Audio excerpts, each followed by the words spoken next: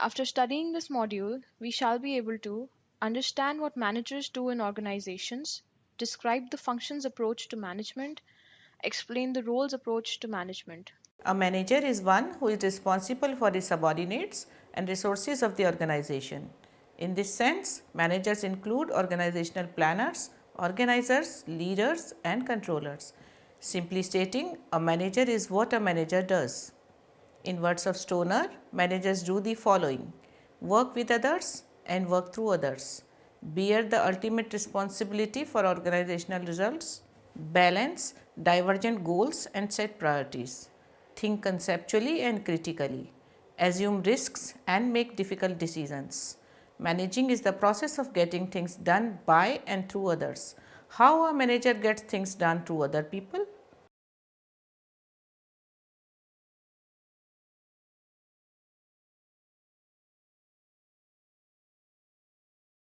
We will initiate the topic through a simple question.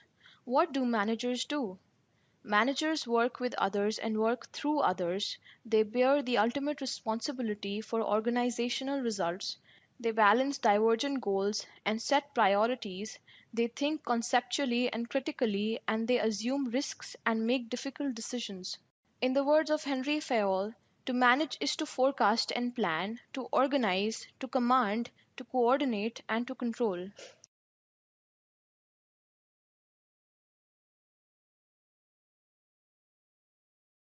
In the words of EFL Bridge, management is a process consisting of planning, organizing, motivating, coordinating and controlling. Davis said that there exist three main functions of a manager: planning, organizing and control. According to Davis, command and coordination facilitate control and hence are part of it. But some believe that coordination is not a separate function of management, but is the essence of management, since the basic objective of all management is to achieve coordination in organized efforts. Gluick coined the acronym PODSCOP to describe the functions of management, namely planning, organizing, directing, staffing and coordinating, reporting and budgeting. George R. Terry mentioned four managerial functions as planning, organizing, actuating and controlling. Massey suggested seven functions of management, namely decision making, organizing, staffing, planning, controlling, communicating and directing. Kuntz and O'Donnell believed in the classification of managerial functions as planning, organizing, staffing, directing and controlling. They said, in practice it is not always possible to place all managerial activities neatly into these categories, since the functions tend to coalesce. Analysis of the work of a manager reveals that we can adopt two approaches: the functions approach, that is what the managers are supposed to do, and the roles approach, that is what the managers actually do.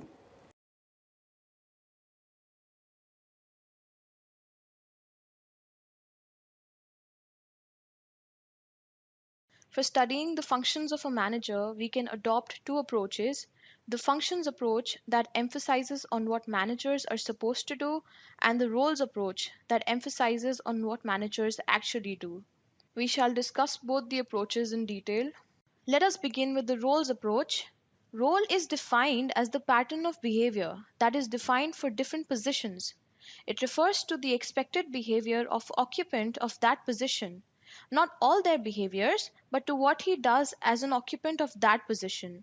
According to Henry Mintzberg, managers play 10 different but highly interrelated roles. By managerial roles, he meant behaviors attributable to a job or a position. Now we will continue this approach by defining each role a manager is supposed to play. After systematically observing activities of 5 CEOs in a variety of organizations, Mintzberg classified these roles into three general categories: interpersonal roles, informational roles, and decisional roles. Let us discuss these roles one by one.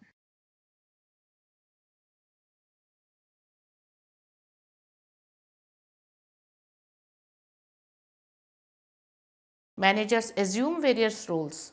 Henry Mintzberg has defined the role of managers to identify what managers do in the organizations. Role is defined as the pattern of behavior which is defined for different positions. It refers to the expected behavior of occupant of that position, not all their behaviors, but to what he does as occupant of that position. According to Henry Mitzberg, managers play 10 different but highly interrelated roles. By managerial roles, he meant behaviors attributable to a job or position. After systematically observing activities of 5 CEOs in a variety of organizations, Mintzberg classified these roles into 3 general categories. First, the interpersonal roles. This include the figurehead role, that is performing ceremonial and social duties as the organization's representative, and the leader role, and finally the liaison role, particularly with outsiders. Second, the informational roles, which include the recipient role, receiving information about the operation of an enterprise, the disseminator role, passing information to subordinates, the spokesperson role, transmitting information to those outside the organization.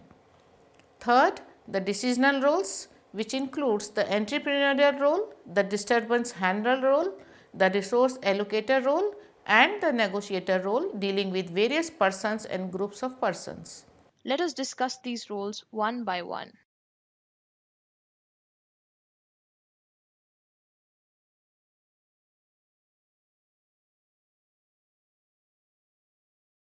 Interpersonal roles. 3 interpersonal roles help the manager keep the organization running smoothly. These are the figurehead role, the liaison role, and the leader role. In figurehead role, the manager performs activities which are of ceremonial and symbolic nature. These include greeting the visitors, attending social functions involving his employees, awarding merit certificates and other awards to outstanding employees. In liaison role, the manager serves as a connecting link between his organization and outsiders or between his department and other departments. Manager's leader role involves leading his subordinates and motivating them. Informational role of manager includes communication, giving and receiving information, both within and outside the organization. Information is required to make effective decisions. These are 3 types of informational roles of a manager: monitor, disseminator, and spokesperson. In his monitoring role, the manager constantly collects the information about those factors which affect his activities. In the disseminator role, the manager distributes the information to his subordinates who may otherwise may not be in a position to collect it. As a spokesperson, the manager represents his organization or department while interacting with outsiders. These may be customers, financiers, government, suppliers, or other agencies of the society. Decisional roles. In his decisional role, the manager performs 4 roles: entrepreneur, disturbance handler, resource allocator, and negotiator. As an entrepreneur, the manager assumes certain risk which is involved in terms of the outcomes of an action because these are affected by a variety of external factors. As a disturbance handler, the manager is required to contain those forces and events which tend to disturb the organizational equilibrium and normal functioning. These forces and events may be strike by employees, shortage of raw materials, employee complaints and grievances, etc. As resource allocator, the manager allocates human, physical, and financial resources to various organizational units according to their needs. As a negotiator, the manager negotiates with the various interest groups in the organization. Such interest groups may be shareholders, employees, or outside agencies.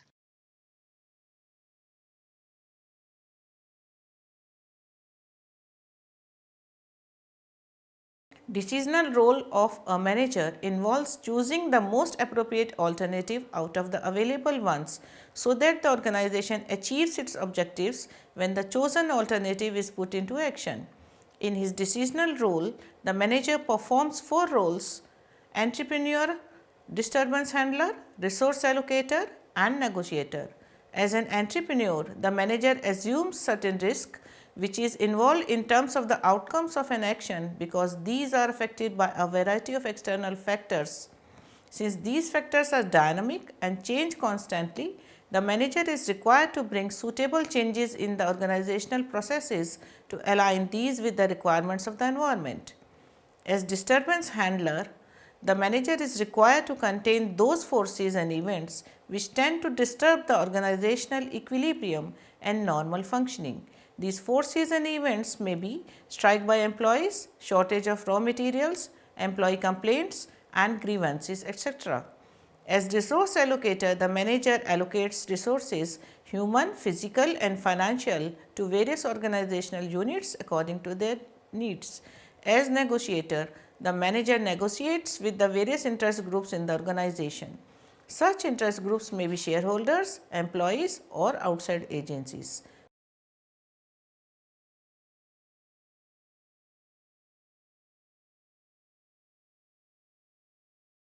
We shall now proceed to our next approach, that is, the functions approach. Managers are known by the work they do and the functions they perform. According to the functions approach given by Henry Fayol, in every organization, managers perform certain basic functions in order to achieve the results. These functions of management may broadly be classified as planning, organizing, staffing, directing, and controlling. Planning is the first function performed by a manager. The job of a manager begins with setting of objectives of the organization and goals in each area of the business. This is done through planning. Manager probes the present to find out where he is and he then forecasts future objectives which will indicate where he wants to be. That is, the destination to be reached. The alternatives to achieve the objectives are evaluated and the selected alternative becomes the part of action.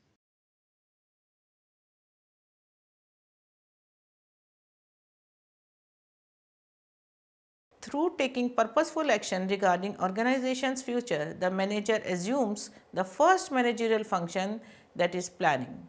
Rather than managing somehow, he plans in advance the future course of action on the basis of facts and figures about the opportunities to be exploited and threats to overcome in future. A plan is a predetermined course of action to accomplish the predetermined objectives. Once the plan is formulated, the manager has to indicate the objectives of the plan and steps to be taken by his subordinates. By communicating, he makes the objectives effective. In practice, planning is all pervading. Planning makes things happen which could not otherwise occur. Planning involves developing objectives, strategies, policies, procedures, programs, etc. As it involves making choices, decision making lies at the heart of planning.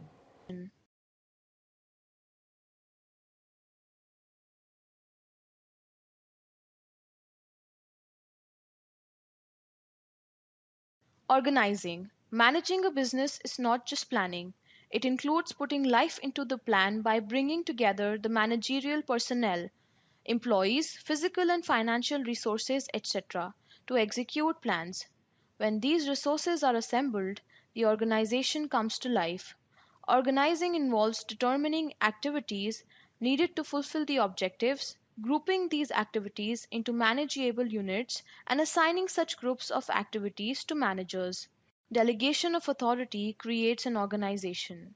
It determines authority responsibility relationship.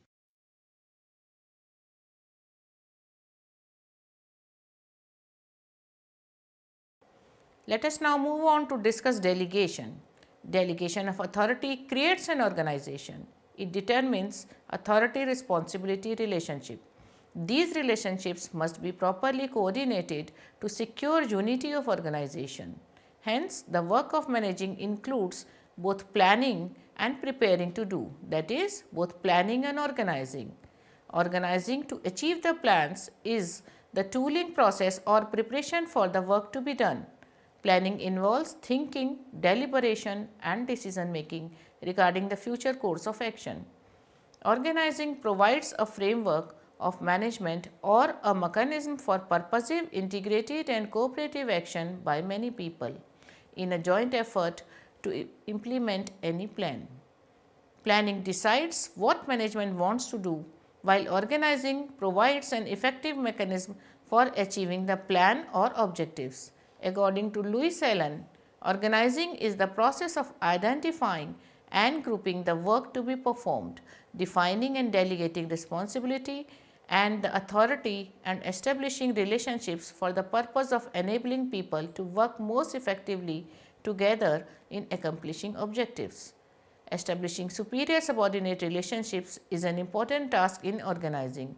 The manager creates the structure of relationships that connects each employee directly or indirectly to the organization head. The connecting lines between superiors and subordinates provide for communication and transmission of plans, instructions, problems, and progress reports between the two. A sound organization structure is essential for effective and profitable performance. Without proper organization, there may be duplication of effort, inadequate attention to certain important functions, unwanted rivalry, and friction among personnel and delays in decision making. Authority responsibility relationship.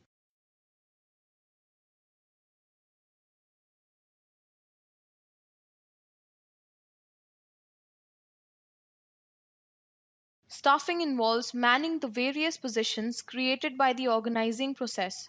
It includes preparing inventory of personnel available and identifying the gap between manpower required and available, identifying the sources from where people will be selected, selecting people, training and developing them, fixing their remuneration, appraising them periodically, etc.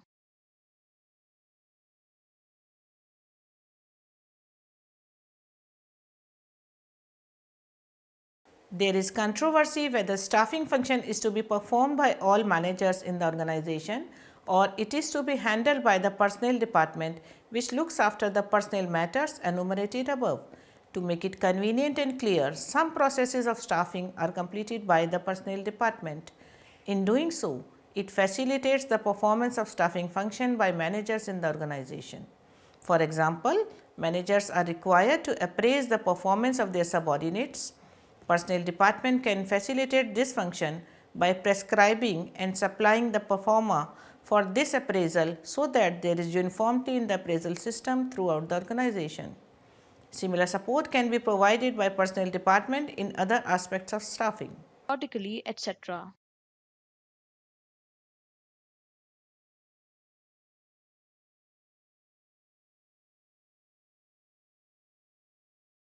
When plans are formulated and the structure of the organization is determined or laid down, the next step would be to direct and supervise the subordinates toward attainment of organizational goals.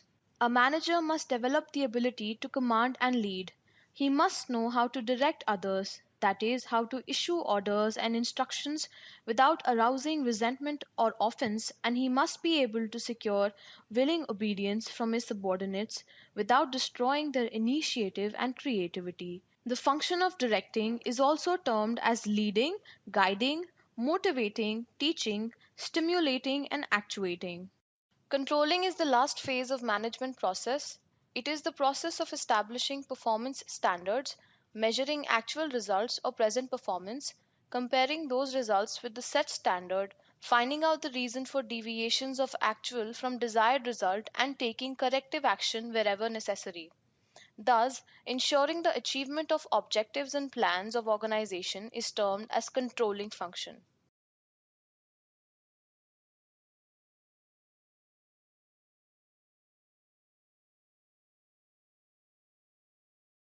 Controlling is devising ways and means of assuring that planned performance is actually achieved. Through the controlling function, the manager keeps the organization on the right track. Controlling can be either positive or negative. Positive control tries to ensure that the organizational goals are effectively and efficiently achieved. Negative control tries to ensure that undesirable activities do not occur or recur. Essentially, controlling function involves three elements: establishing standards of performance, measuring current performance, and comparing it against the established standards and taking corrective actions to correct any performance that does not meet those standards. Is termed as controlling function.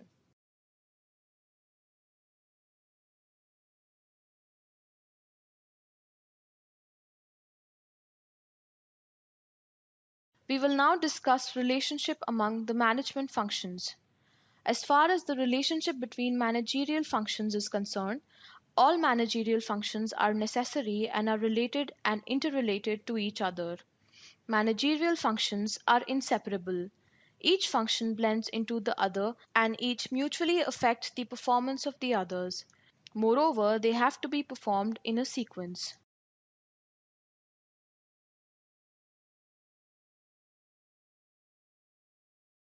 In an organization, managers at all levels need to plan, organize, direct, and control. There are, however, differences about the amount of time they devote to each of these functions. The amount of time that lower level managers spend on planning is much less than top level ones. At lower levels, managers spend relatively more time in directing. In contrast, managers at higher levels spend a greater proportion of their time on planning. Planning at higher levels also tend to be long range planning.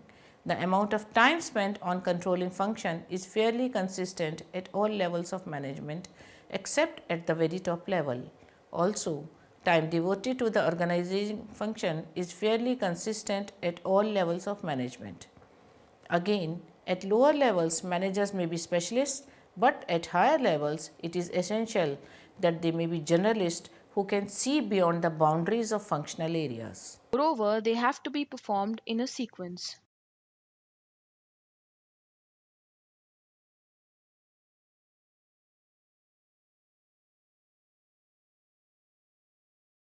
In an organization, managers at all levels need to plan, organize, direct, and control. There are, however, differences about the amount of time they devote to each of these functions. The amount of time that lower level managers spend on planning is much less than top level ones. The amount of time spent on the controlling function is fairly consistent at all levels of management except at the very top level. Also, time devoted to the organizing function is fairly consistent at all levels of management. Now that we are clear with the concept of both the approaches, let us now reconcile both these approaches and understand how one fits into the other.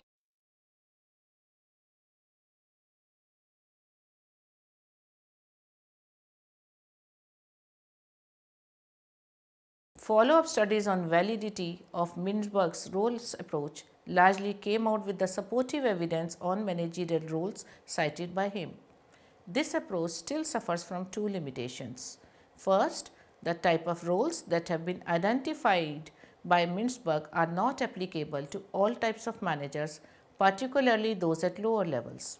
Second, there are many other managerial roles which have not been included in the list. For example, manager as a controller, as a coordinator, etc. Nevertheless, Mintzberg gave a new insight about what managers do. Management functions and roles do not exist opposite to each other, but these are two ways of interpreting what managers do. Most of the roles prescribed by Mintzberg can be integrated with earlier classification of management function viewed by Wren and Voigt. These approaches and understand how one fits into the other.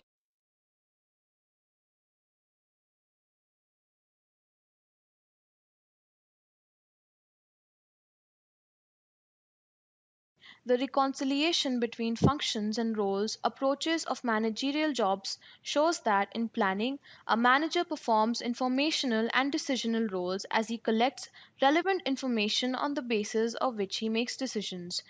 In organizing, he performs decisional role by allocating duties and resources to organizational units and makes way for the coordinating of these units. In staffing, he performs interpersonal role. In directing, the manager performs interpersonal and informational roles by interacting with the subordinates, leading, motivating, and communicating with them. In controlling, thus, we can say that the functions approach of management is more comprehensive as compared to Mintzberg's role approach and is more valid for further analysis. Let us summarize what we have learned in this module. In this module, we have discussed the concept of managerial functions, the two approaches, that is, the function approach and the role approach, the relationships between the management functions, and at the last, we also discussed the reconciliation of the two approaches.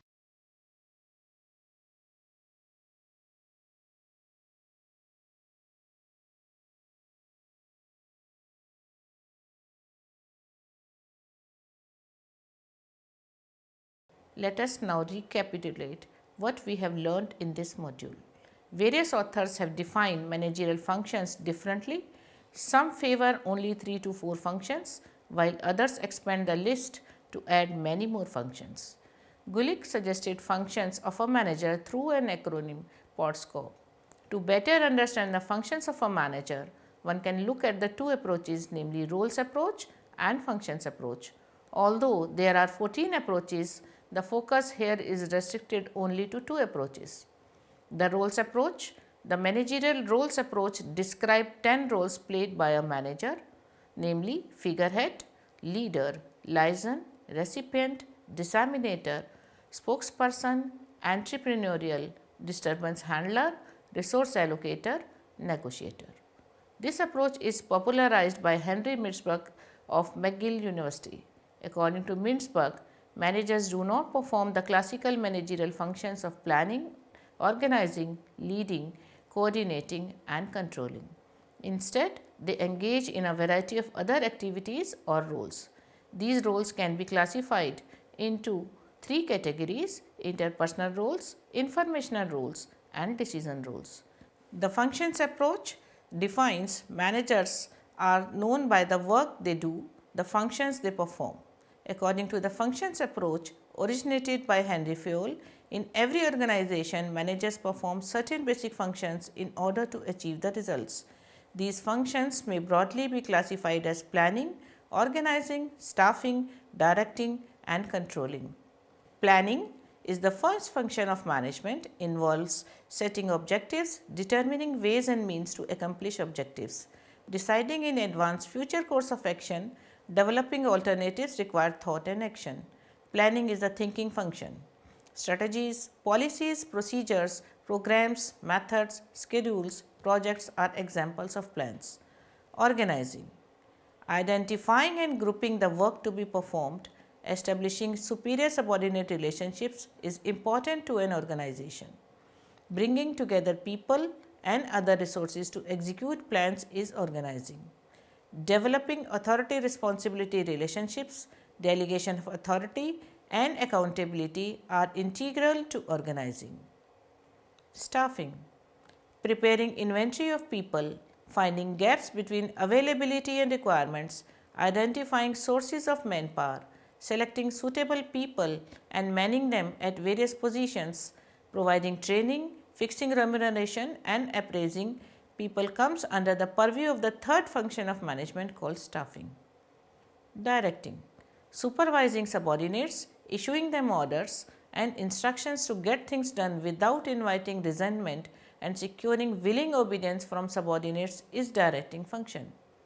Leading and guiding people for better work performance is the job of a manager. Controlling. Measuring current performance, comparing it with standards laid down, finding out deviations if any, finding reasons for deviations and taking corrective or remedial actions is controlling.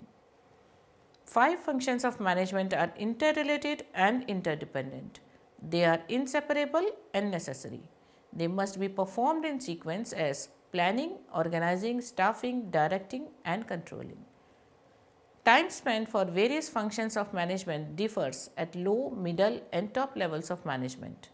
Planning and controlling is mainly performed at top level, while lower level managers are largely concerned with directing. Functions and roles of management are not opposite to each other. Fayol's functions approach is more comprehensive than Mintzberg's roles approach.